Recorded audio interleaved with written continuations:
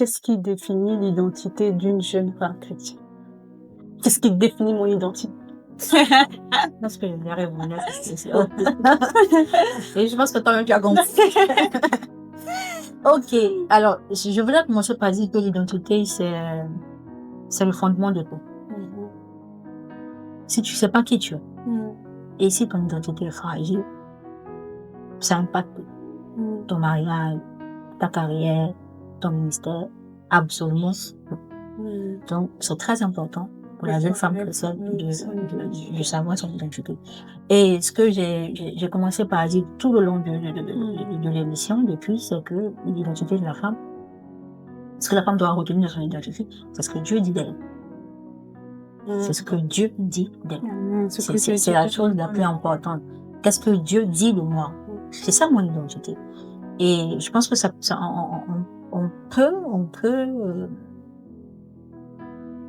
on peut les catégoriser sur 3-4 piliers. 3-4 piliers. C'est pas la réponse toute faite. Même pour moi, je pense que c'est 2-3-4 piliers qui nous permettent de construire cette identité-là en Dieu. La première des choses, c'est que nous sommes l'image. Nous sommes à l'image du Seigneur, à l'image de Dieu. En Genèse, Dieu a créé l'homme et la femme, ils ont fait tous deux à son image. Donc, c'est la première des choses. Quand je comprends que je suis à l'image de Dieu, je vais pas prendre un défaut physique pour en faire un complexe. Je vais pas m'attarder sur ce que la société me renvoie comme négativité. Parce que je comprends que tout ce qui a été fait, tout ce que je vois sur moi est à l'image de Dieu. Et donc, c'est parfait. Et donc, c'est bien. La deuxième des choses qui va venir construire mon identité, c'est que je suis une nouvelle créature. Je suis une nouvelle créature. Jésus-Christ est venu sur la terre. Il a souffert, il est mort. Il a emporté toutes mes erreurs. Il a emporté toutes mes incapacités. Il a dit à la croix, tout est accompli. Désormais, je suis une nouvelle créature. Je fallait à une jeune femme chrétienne. Quel que soit son passé, quel que soit ton passé, quels que soient les erreurs que tu as bien pu faire. Jésus a dit à la femme adultère, celle qui voulait qu'on devait lapider. Il a dit, où sont-ils ceux qui t'accusaient? Parce qu'il n'y avait plus personne autour. Il a dit, va. Moi non plus, je ne t'accuse pas. Moi non plus, je ne te condamne pas. Va, et les pêche. Donc, nous sommes une nouvelle créature. Les choses anciennes sont passées et voici toutes choses sont devenues nouvelles. Donc, la jeune femme chrétienne qui est en train de vouloir comprendre son identité en Christ doit comprendre deuxièmement qu'elle est une nouvelle créature. Et étant une nouvelle créature, elle doit comprendre que Jésus est Seigneur dans sa vie. Et s'élever au-dessus de toute bassesse que la chair peut nous proposer, en fait. Et la troisième des choses la plus importante qu'on peut intégrer dans l'identité, et pour ma part, c'est ce à quoi je me définis, c'est bien évidemment l'appel. J'aime ce point, j'aime beaucoup ce point. Amen. C'est notre appel nous définit énormément. Effectivement, c'est bien évidemment l'appel parce que Dieu pouvait dire à Jérémie, avant que tu ne sois dans le ventre de ta mère, je te connaissais, tu étais prophète. C'était son identité. C'est ça, en fait. C'était son identité. Donc, pour moi, le troisième pilier, très important aussi, c'est l'appel. Jésus nous dit en Éphésiens 2 que nous sommes son ouvrage.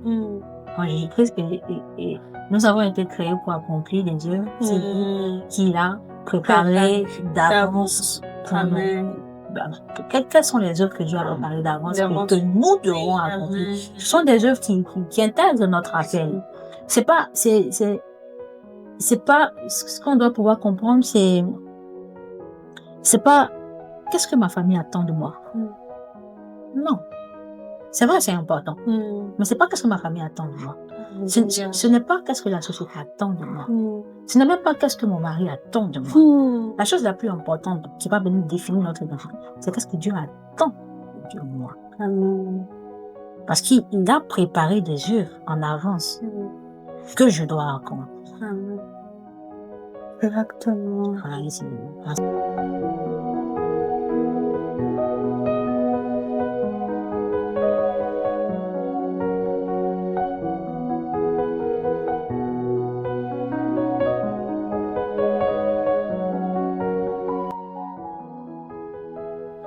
quel moment pouvons-nous dire qu'une jeune femme s'accomplit selon Dieu? À quel moment Mhm. on veut dire qu'une femme s'accomplit selon Dieu? Mhm. Alors, moi je pense qu'il n'y a pas de moment précis. Mhm. Il n'y a pas de moment précis.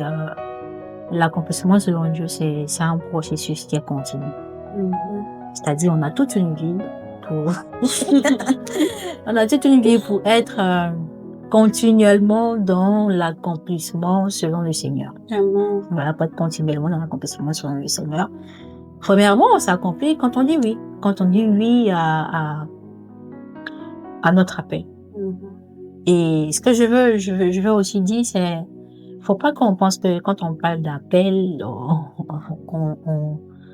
on parle seulement des services apparents qu'on voit dans nos églises, c'est-à-dire pasteurs, apôtres, docteurs. Non, non, non. Répondre à son appel, pour certains, c'est ça. Pour d'autres, c'est peut-être dans un corps du métier. Pour d'autres, c'est peut-être un corps du métier. Peut-être que le Seigneur t'appelle à être une informaticienne qui va révolutionner les choses. C'est peut-être dans la médecine, c'est peut-être dans le droit, c'est peut-être même dans ton corps-messe. C'est, en fait, en gros, c'est de pouvoir déterminer sa zone d'influence que le Seigneur a prévue et répondre oui à son appel dans ce à quoi Dieu nous appelle. Voilà, on risque de me répéter. Donc, premièrement, on s'accomplit quand on est arrivé à déterminer ça et qu'on est en train de faire, en train de le faire en fait. Comme notre Seigneur Jésus-Christ qui est arrivé sur terre, il avait une mission bien spécifique.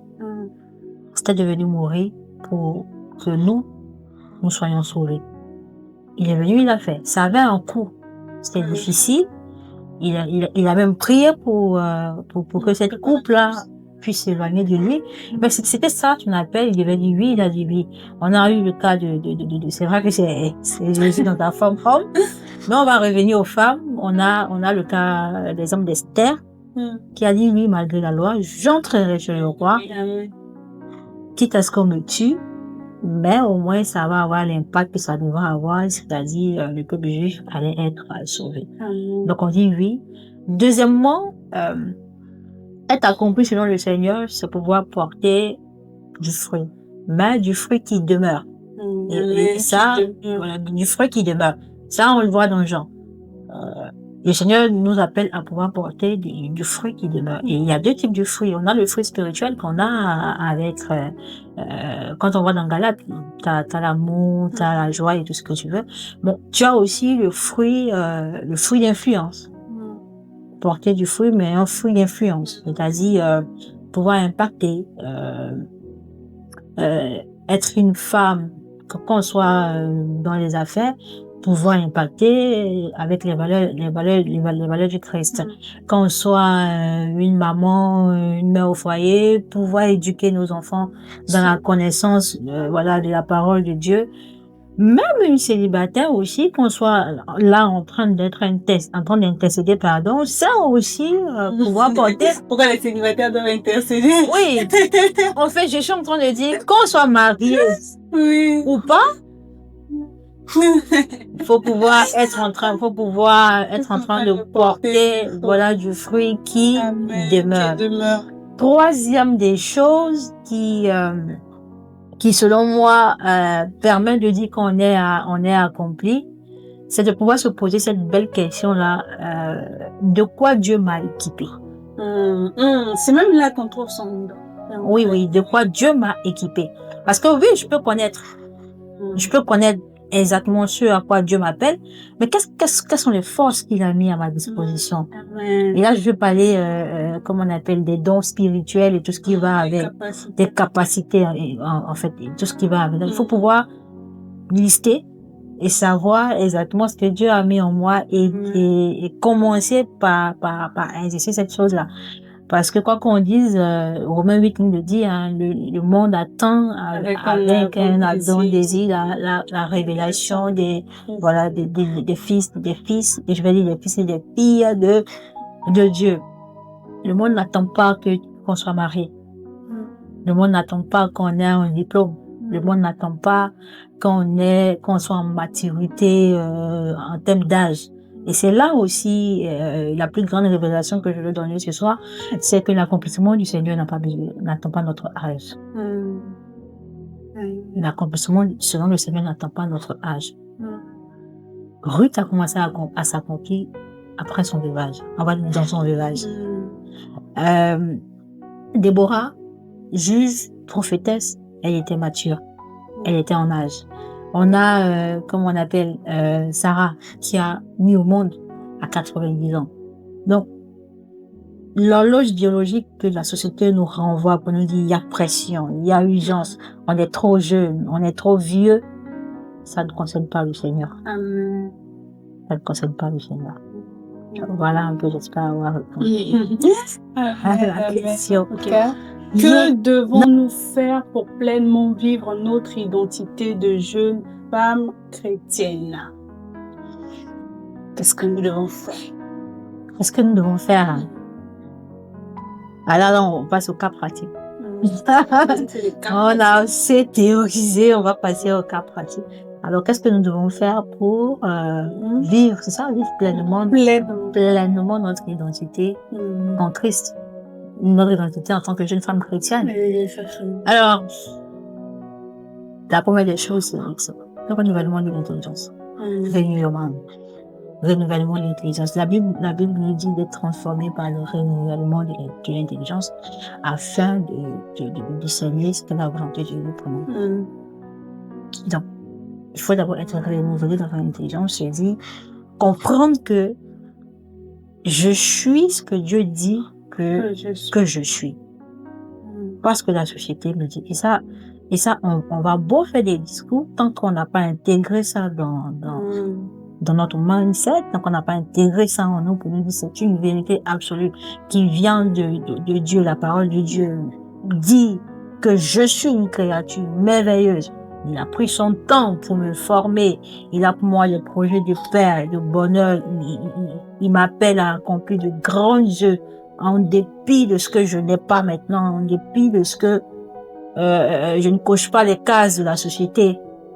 Quand on comprend ça, qu'on prend conscience de ça, c'est le début.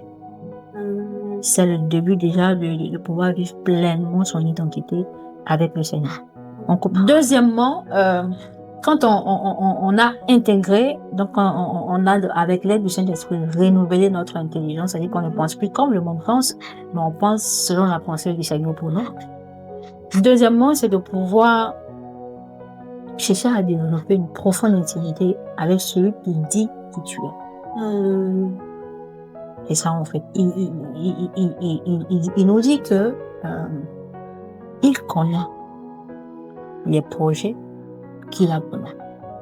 Et ça, c'est une question que je pose très souvent. Je dis, mais pourquoi me fatiguer à aller chercher des informations auprès de personnes qui ne connaissent pas le projet de mon avenir? Quelqu'un me dit, écoute, moi, je connais ton avenir. Je sais ce que tu vas devenir, je sais ce que j'ai prévu pour toi. Pourquoi je me fatigue à aller chercher ailleurs? Mieux, je me tourne vers la personne qui sait exactement ce que je suis censée devenir. Et il va me rassurer en me disant que c'est des projets de paix, de bonheur, pour même pas que j'ai à m'inquiéter, en fait. Donc, je me tourne direct vers lui. Donc, se tourner vers Dieu, c'est de chercher à avoir cette intimité profonde avec lui. On ne peut pas vivre dans ce monde-là avec tout ce que la société nous envoie comme problème, comme défi, comme limitation.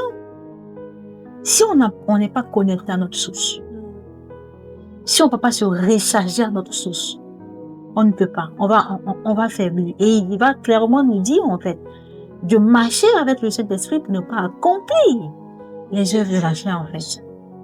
On ne peut pas être en se dissociant de celui qui nous recharge, de celui qui nous donne ce qu'il faut pour pouvoir tenir. Donc, il faut pouvoir développer cette intimité-là. Et c'est d'autant plus important qu'à la fin, il nous dira s'il nous a connus ou il ne nous a pas connus.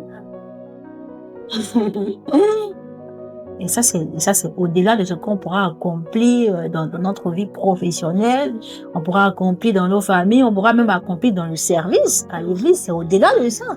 C'est vraiment au-delà de ça. Parce qu'à la fin, il va dire, je t'ai pas connu. On dira, mais j'ai prophétisé en ton nom. Oui. j'ai chassé des démons en ton nom, j'ai guéri des malades en ton nom. Mais oui, mais je ne te connais pas. Parce que de façon intime, on n'a pas cherché à avoir cette alliance avec lui. On n'a pas cherché à se recharger à chaque fois à notre source qui est Dieu. Troisièmement, pour vivre pleinement son identité avec le Seigneur, ça j'en ai déjà parlé, c'est de pouvoir lister nos dons spirituels, nos capacités, parce que bien évidemment ce sont ces outils-là qu'on va utiliser pour pouvoir impacter notre environnement, que ce soit dans notre église, que ce soit dans nos communautés. Je prends par exemple, je donne un exemple tout banal. Tu as un don de guérison, mais tu ne le sais pas. Et autour de toi, tu as des malins. Autour de toi, tu as même des personnes qui en meurent. Tu as un don de guérison, tu ne le sais pas. Alors que quand tu sais, c'est plus facile de déployer. Ça change. Quand tu sais, c'est plus facile de déployer. Quand tu sais que par exemple, tu as le don de révélation, tu as le don de parole de connaissance, tu as le don de sagesse. Ça change beaucoup de choses. Le Seigneur lui dit, il a donné pour l'utilité commune. Et l'utilité commune, c'est pas que l'église. C'est pas que l'église. L'utilité commune, c'est le monde. En fait, c'est le monde qui a besoin de ça. Donc, on ne peut pas vivre pleinement son identité si on ne sait pas les outils dont Dieu nous a d'autres. C'est très important.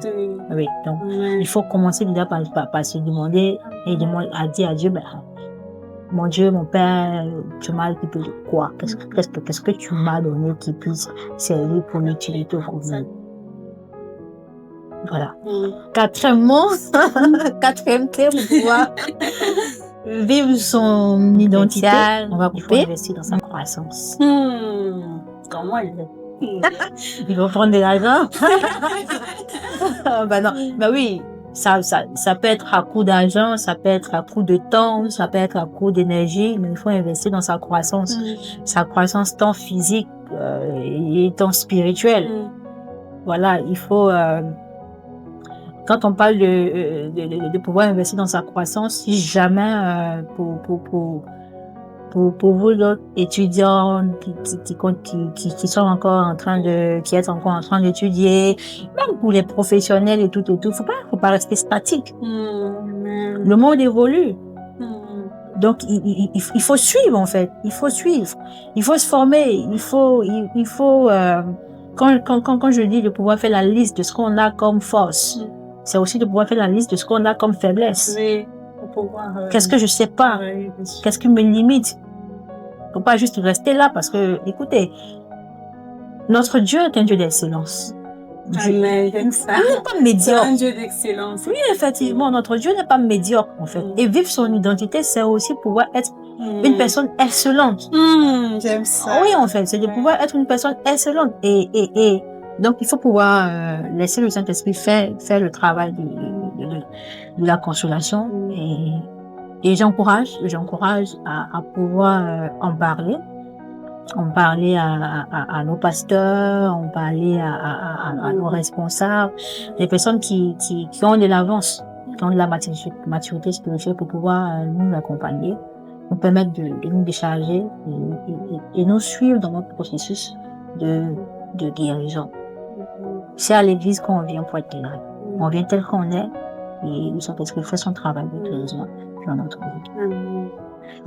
Quel conseil donnerais-tu aux jeunes filles dans le domaine professionnel? Parce que oui, on sait que tu ne fais pas que les choses de Dieu, tu n'organises pas que les activités spirituelles et tout, mais professionnellement aussi, je sais que tu es très bien avancée parce que moi-même, j'ai été coachée par toi. Et juste pour dire, lorsque j'étais dans une période de confusion, je me souviens que c'était un vendredi, j'étais en jeûne, j'étais en confusion, Seigneur, je veux que tu m'aides. Dans le domaine professionnel, j'étais en jeûne. Et puis après, on était allé à la famille d'honneur. Ouais. Et j'ai donné mon sujet de prière. Ce jour-là, j'étais en jeûne. Et la réponse à mon sujet était juste à côté de moi. En tout cas, professionnellement, voilà, c'est toi qui m'a boosté. D'accord, donc oula. À nous les jeunes filles et tout. Alors, professionnellement. Ok, donc je vais parler du point de vue de ma deux casquettes, en étant juriste et en étant en même temps chef d'entreprise. Oula! La première des choses. Et ça, c'est quelque chose que j'ai compris. Et avec lequel je ne badine pas. C'est de faire de l'excellence une valeur. Ce que tu dis. Oui, c'est de faire de l'excellence une valeur. Il faut que les choses soient bien faites. Oui, il faut que les choses soient bien faites. Et je vais me redire, notre Dieu est excellent. Excellent. Enfin, c'est pas possible d'associer la médiocrité au chrétien. Avec J'aime ce que tu dis. C'est pas possible. On peut pas. Et moi, ça m'écoeure de voir quelque chose de médiocre et de me rendre compte que c'est un enfant de Dieu qui l'a fait. Où est le Saint-Esprit qui te poussait à parfaire cette fruit-là et à la rendre excellente? Or, le Saint-Esprit est là pour nous aider à faire toutes choses. À faire toutes choses.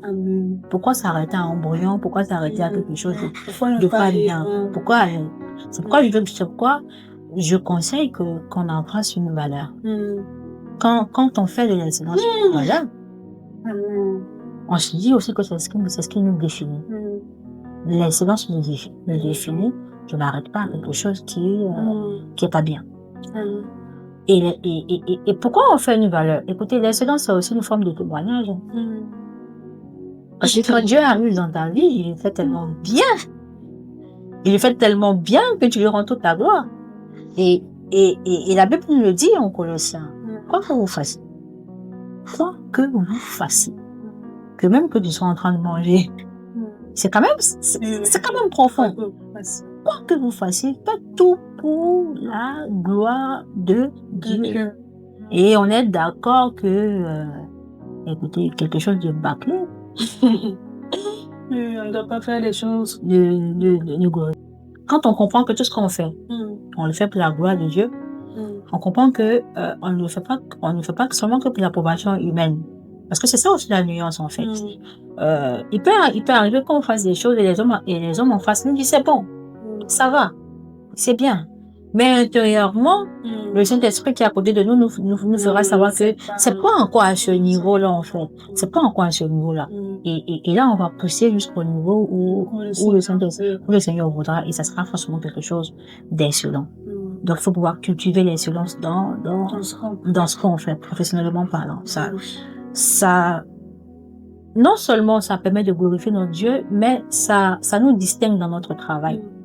Ça nous distingue dans notre ouvrage. Qu'on soit étudiant, qu'on soit chef d'entreprise, qu'on soit médecin, qu'on soit avocat, même qu'on soit commerçant, le fait de bien faire et de chercher à faire de façon excellente ce qu'on fait, ça nous distingue. Ça nous distingue. Deuxièmement, quel conseil? Dans le domaine professionnel, très important, ne pas dissocier sa foi de ce qu'on fait. Très important. Très, très important. Ne pas dissocier sa foi de ce qu'on fait. Et c'est pourquoi, moi, dans mon domaine professionnel, pour les personnes que j'ai eu à côtoyer, les personnes que j'ai eu à coacher, tous ces clients ont tout de suite su que tout ce que je déploie comme valeur sont adossés aux valeurs chrétiennes. Sont adossés aux valeurs chrétiennes. En fait, il n'y a pas deux personnalités. Il n'y a pas Madame Véré du chef d'entreprise, il n'y a pas Madame Véré de l'église, en fait. Donc, il faut pouvoir vraiment ne jamais dissocier sa foi de ce qu'on fait. Dans 2 Corinthiens, qui lui dit, en fait, vous tous qui, comment on appelle, le visage découvert, contemplé, vous êtes transformés, voilà, de gloire en gloire. Voilà, et là, on a notre père, le pasteur Rabé, que je salue au passage, qui ne cesse de nous dire, vous ne pouvez pas être 2. Voilà. Vous ne pouvez pas être 2. On peut pas avoir une trinité de l'église et puis une trinité, voilà, d'ailleurs. Et ça, je veux le dire, c'est que l'évangélisation, parfois on n'a pas besoin de parler pour évangéliser. C'est notre vie déjà peut évangéliser notre voisin d'à côté. Notre intégrité, nos valeurs déjà annonce qui nous a transformés et appelle le monde à celui qui nous a transformés. Notre conseil, il faut oser entreprendre. Il faut oser entreprendre, il faut pas juste rester squatter, non, je dis quoi, pas juste rester cloisonné dans un emploi, ne pas se déployer. Il faut oser entreprendre parce que, écoutez, la femme vertueuse dans pauvreté en bien. La Bible dit que la Bible dit que elle tient sa ceinture, elle a des champs, elle vend en fait. C'est de l'entreprise. Voilà, c'est pas forcément une société comme la nôtre, mais il faut pouvoir, entreprendre, faire quelque chose, voilà. Et je crois que le Saint-Esprit est glorieux pour inspirer à chaque jeune femme, une entreprise, quelque chose à faire, voilà, en dehors même de son emploi ou en dehors de son école. Une dernière chose que je voulais ajouter qui est assez important, il faut pouvoir aussi avoir un réseau, avoir un environnement qui nous permet de grandir. C'est très important. Oui, qui nous permet. Parce que comme je disais, je te coupe pas. Moi, c'était parce que j'étais à ton contact et quand je te donnais mes projets, moi, je me disais, c'est embrouillé. Tu m'as aidé à classer les choses et à savoir là où est-ce que je pouvais me positionner. Quand tu m'as parlé de la communication, et c'est ce que je fais maintenant. Parce que tu m'as positionné, tu m'as dit clairement que voilà, tu pourras ajouter des choses après, mais au début, et c'est parce que j'étais embrouillée, c'est parce que c'est vraiment très important ce que tu dis parce que moi-même c'est ce qui s'est passé avec moi. Effectivement. Il faut pouvoir construire un réseau avec discernement. C'est ce que je disais. Donc il faut pouvoir s'entourer de personnes qui nous grandissent. La Bible dit que celui qui fréquente des sages devient sage. Donc il faut pas se mettre à fréquenter des personnes qui nous rabaissent à chaque fois et espérer qu'on va aller de l'avant. Donc, il faut pouvoir avoir du discernement dans notre réseau. C'est très important. Déjà, même dans le monde, dans la société, les gens se construisent un réseau parce qu'ils savent que c'est avec un réseau qu'ils vont avancer. Donc, nous aussi, enfants de Dieu, jeunes femmes chrétiennes, il ne faut pas se mettre à tout va avoir un réseau pour avoir un environnement pour avoir. Il faut avoir un environnement sain, il faut avoir un environnement qui nous impacte, il faut avoir un environnement qui nous encourage à pouvoir déployer notre plein potentiel. Quel conseil de cœur à cœur peux-tu partager à partir de ton expérience de vie? Oula, ça c'est... Conseil de cœur à cœur en tant que jeune fille, je sais qu'on est positionné, on est assis avec les popcorn, on suit et tout. Voilà, elle a qu'à nous donner des conseils de cœur à cœur et là, c'est vraiment toi, tu dis ce que tu as à cœur. Ok. Alors, je vais commencer par dire, par dire à la jeune fille, à la jeune femme qui m'écoute, je vais commencer par dire ceci, c'est que ta vie n'est pas un embryon pour que tu puisses la casser. C'est ça en fait. Tu n'es pas un embryon parce que c'est un embryon qu'on cache, c'est un embryon qu'on ne dévoile pas, c'est un embryon qu'on revient à chaque fois changer, modifier. On n'a qu'une vie et nous sommes en train de la vivre comme ça. Nous sommes en train de la vivre comme ça. Et penser qu'on n'est pas assez prêt. Penser qu'on n'a pas assez de compétences. Penser qu'on n'est pas assez parfait. Penser qu'on n'a pas assez de dons spirituels. Penser que on n'est pas assez mature spirituellement. Va venir nous freiner dans ce à quoi Dieu nous appelle. Ça va venir nous freiner dans ce à quoi Dieu nous appelle. Je veux dire à une jeune femme de vivre pleinement son identité avec Christ. De ne pas se limiter en fait. Alors si aujourd'hui le Seigneur te met à cœur de pouvoir juste sortir 2-3 oranges et de commencer à vendre, il faut le faire. Il faut le faire. Si le Seigneur te met à cœur de pouvoir peut-être te former dans un domaine bien précis, il faut le faire. Notre vie, je prends le temps de pouvoir nous parfaire au fur et à mesure. Nous sommes l'asile dans sa main, en fait. L'asile ne dira pas au potier, écoute, Si je suis pas parfaite, Bien sûr. remodèle-moi ou non, c'est le potier qui le fait en fait. Et la perfection arrive au fur et à mesure que le potier est en train de travailler, est en train de travailler son œuvre. Donc, et ça, je me parle à moi-même parce que j'ai fait une pause dans beaucoup de choses. J'ai fait une pause dans beaucoup de choses. Et là, je pense que je suis en train de me parler à moi-même au risque de me répéter. Il faut pouvoir y aller. Il faut y aller parce que après, David l'a dit, hein, Seigneur, apprends-moi à compter mes jours. On ne sait pas. Apprends que j'applique mon cœur à la On ne sait pas. Amen. On ne sait pas quand est-ce qu'on arrive à la fin du compte. On ne sait pas. Le paquet. Ah oui, on ne sait pas quand est-ce qu'on arrive à la fin du compte.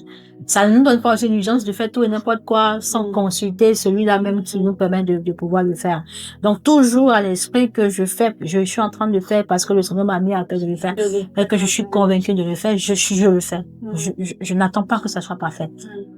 Quand je suis en train de le faire, le Seigneur va se charger, lui qui a mis cette œuvre en moi, de pouvoir la parfaire au fur et à mesure. Deuxième conseil, et ça je pense que vous l'aurez compris, le mariage est une bénédiction. Ça viendra au temps voulu.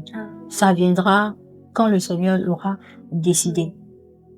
Et pendant qu'on y est en train d'attendre le mariage, puisque on attend, on désire, on aspire, il ne faut pas juste rester statique, il faut travailler sur soi. Il faut travailler avec la meilleure version de soi-même quand on entre dans le mariage. Imaginez 2 âmes blessées qui entrent dans le mariage. Ça va donner quoi? Voilà. Donc, il faut pas juste être là en train d'énumérer des prières. Seigneur, je veux un bon mari. Seigneur, je veux marier. Et oublier que soi-même, on n'est pas le conjoint idéal pour une personne. On donne des standards. Voilà, Est-ce que toi-même aussi? Toi-même, tu es ce standard-là. Est-ce que toi-même, tu es ce standard-là? Donc, il faut pouvoir laisser le Saint-Esprit travailler à ce que tu sois le standard de quelqu'un. Et que la personne aussi puisse dire, Seigneur, merci parce que tu m'as donné cette femme-là qui m'accompagne. Parce que, écoutez, Dieu a dit Dieu a dit, qu'il n'est pas bon que l'homme soit seul. Je lui ferai être semblable à lui. Toi, tu veux quelqu'un de comme ça, mais tu n'es pas semblable à lui. Voilà. Dans d'autres versions, on dira qu'il lui correspond. Écoutez. Et tu corresponds pas à quelqu'un et tu dis. On va décourager aussi. Oui, c'est très important. C'est très important. C'est très important. Et c'est le point de départ. Quand on aspire au mariage, c'est le point de départ. De laisser le Saint-Esprit travailler notre caractère, à être la meilleure version. Et quand c'est le temps, la bénédiction, elle arrive pour te bénir, pour bénir ton conjoint, pour bénir votre famille, et pour que votre couple soit une bénédiction. Voilà. Et je vais terminer par ça. Il faut pouvoir avoir toujours à l'esprit que je me définis pas parce que la société me dit. Je me définis parce que le Seigneur me dit. Je suis ce que Dieu me dit que je suis. Je suis ce que Dieu me dit que je suis pas. Et donc, je dois avoir tout le temps à cet esprit-là à l'esprit que dans tout ce que je fais, je dois pouvoir affirmer mon identité de jeune femme chrétienne. On doit pouvoir le reconnaître, en fait. Le christianisme, c'est pas juste un effet de mode. C'est un style de vie. On doit pouvoir me reconnaître comme jeune femme chrétienne dans tout ce que je fais et pleinement assurer mon identité avec le Seigneur. Le reste, le Seigneur nous accompagnera et je pense qu'on pourra accomplir de très grandes choses pour la gloire du Seigneur. En tout cas, j'ai été tellement bénie. Merci à vous d'avoir suivi les 2 parties. Voilà. Elle est remplie et je vous assure que bientôt, elle va commencer avec sa propre chaîne. Oh là là! Je n'hésiterai pas vraiment à venir parler parce que je sais qu'on a beaucoup encore à apprendre. Oui, vraiment. Et à du Seigneur, pas du monde, du Seigneur. Oui, le Seigneur utilise des phrases. Merci beaucoup à toi. Merci pour cet espace. Merci de nous permettre de nous exprimer et surtout d'en apprendre aussi. J'ai beaucoup appris de toutes celles qui sont passées avant moi. Et je prie que le Seigneur te bénisse, qu'il te remplisse davantage et qu'au travers de toi, de milliers soient que le Seigneur nous étende, que le Seigneur t'aide. Je sais que si toi aussi tu butes et tout, au fait, ça va permettre à ce que ça puisse encore, gloire au Seigneur. Merci. Gloire à Dieu, merci. Moi, j'ai été bénie. J'ai l'impression que j'ai suivi une formation. Je sais pas. Ah oui? On a fini le podcast, mais je pense que c'est comme si je viens de finir une formation. Et je pense que quand le Seigneur nous met une vision, c'est pas d'abord pour les autres. C'est d'abord pour nous-mêmes. Quand il me donne un thème, c'est d'abord pour moi-même. Donc moi, dès que je suis là, je sens que j'ai fini une formation. Et puis... Alors j'espère qu'à la fin de tout ça, une jeune femme peut comprendre que le mariage, c'est pas une urgence. Il faut simplement aspirer devant le Seigneur de pouvoir nous bénir en son temps voulu et puis on pourra se déployer qu'on soit dans ou pas dans le mariage. Donc, je pense qu'on va finir par la prière. Merci. Prier pour tous ceux-là qui nous ont suivis. Que le Seigneur fasse grâce. En tout cas, je te laisse prier avec ton cœur. On va prier. Ok, et donc prions. Éternel Dieu, tendre Père, nous t'honorons, nous te disons merci. Et il n'y a rien d'anodin avec toi. Nous te disons merci pour ce podcast que tu as permis. Nous te rendons toute la gloire pour tout ce qui a été dit. Nous croyons que ça a pu venir plus d'une personne. Nous voulons te confier les cœurs. Nous voulons te confier les vies. Nous voulons te confier toutes celles qui ne comprennent pas encore qui elles sont, qui sont encore épuisées parce que la société renvoie comme image. Saint-Esprit, qu'au travers de ce podcast, qu'à la fin de ce podcast, de toucher une jeune femme puisse comprendre qu'elle a de la valeur, qu'une jeune femme puisse comprendre que tu as besoin d'elle, qu'une jeune femme puisse comprendre que le monde attend qu'elle se dévoile, qu'elle se révèle, que le monde attend qu'elle se déploie pour ta seule gloire. Merci Saint-Esprit, au nom de Jésus. Amen. Amen, amen. Donc, on se retrouve prochainement. Et je pense que prochainement, ça sera sur la chaîne de Maman Rosie. Merci beaucoup. Je dis amen à tes prières. Bye bye.